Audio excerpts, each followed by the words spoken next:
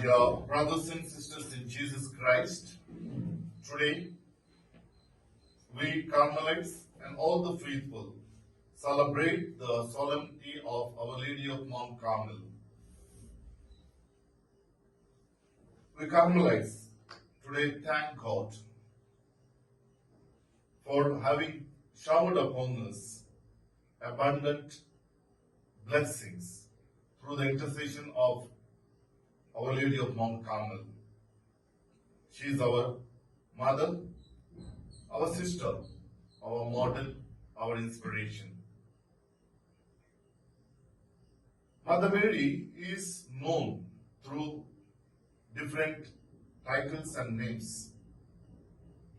Many of her names come from her apparitions. For example, Our Lady of Fatima, Our Lady of Lourdes, Our Lady of Valencani, Our Lady of Guadalupe, Our Lady of Garabandal, and so on. But here is a title or a name, Our Lady of Mount Carmel, after a mountain which is situated in Israel. Geographically, it is at the coast of Mediterranean Sea in Israel, overlooking the modern city of Haifa.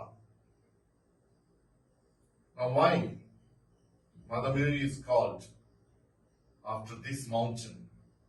What is the significance? Mount Carmel in the Old Testament has got its own importance and significance. In Hebrew, Carmel means the garden or vineyard, and therefore Carmel is the garden of God, the vineyard of God. It's a beautiful place. It symbolizes the beauty, also a special care and protection from God, a beloved of God. In the Old Testament, it is because of Prophet Elijah, Mount Carmel gains its importance. We all know the book of Kings, Mount Carmel stands tall in proclamation of the faith of true living God of Israel. The book of 1 Kings, chapter 18, we see how Prophet Elijah defended the faith against 450 prophets of Baal. There he prayed, there he witnessed the true faith, and thus he preserved the purity of the faith of Israel. And thus, Mount Carmel symbolizes the virtue of faith. There he defended and destroyed the false prophets of false gods. When we come to the life of Mother Mary, though she had, by the grace of God, the clarity and the vision of future glory, but yet she was a woman of faith. She did have in her life the pilgrimage of faith. And Second Vatican Council beautifully narrates this. From the time of Annunciation till her death, she had the journey of faith. And thus she becomes a model and inspiration for us all to walk our journey here on earth in faith. And therefore, when she visited her cousin Elizabeth, she acclaimed, "Blessed are you who believed in the words of God." Yes, only the words of God were presented to her through the angel Gabriel, and she believed in it. But this belief had a lot of things to do in the future. She had to tread a path of faith. Things were not known. Things were very mysterious. But yet, it is the faith that kept her going. We know how the birth of Jesus took place, and then to fly to Egypt, and later on in the public life of Jesus, how people used to accuse Jesus, tell wrong things about Jesus, and she had to endure everything. She endured it in silence. She kept and treasured everything in her heart. And at the foot of the cross, that pain, that agony, yet everything she endured, because she was a strong woman of faith. Mount Carmel also is known for the virtue of hope. We heard in the first reading of today, the land was in famine, and then Prophet Elijah goes to the top of the mountain. From the food, now he goes to the top of the mountain. There he prays. He prays continuously. Sends his servant 7 times, means so many times, the prayer of hope. And finally, this hope is resulted. A trace of cloud is seen, and then torrential rains come on the land of Israel, and the land gets blessed. Mother Mary is a woman of hope. When the people of Israel waiting for a Messiah, she was chosen by God to bring that hope, the salvation to the mankind. And she readily accepted it. She too was expecting a Messiah. She too had that hope. He will come and redeem. And God chooses her as that woman of hope. And she brings this hope into this world through her obedience to God, through her commitment. She remained humble and said, I am the handmaid of the God. Let God's will be done in my life. And then she was committed. She was committed to this world, and thus the world receives the hope through Jesus Christ, the salvation of the humanity. The mountain of faith, the mountain of hope, finally leads us to the mountain of love. The gospel today, we are on this Mount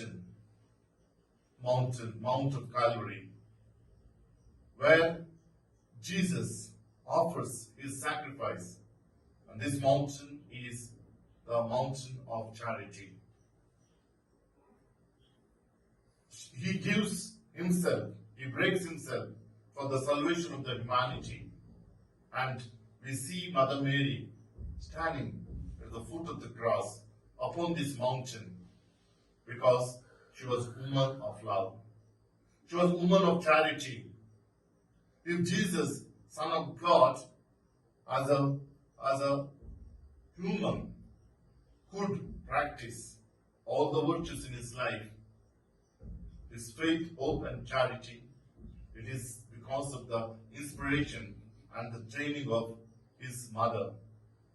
And therefore, on this mountain of charity, he looks at his mother and says to his disciple, this is your mother.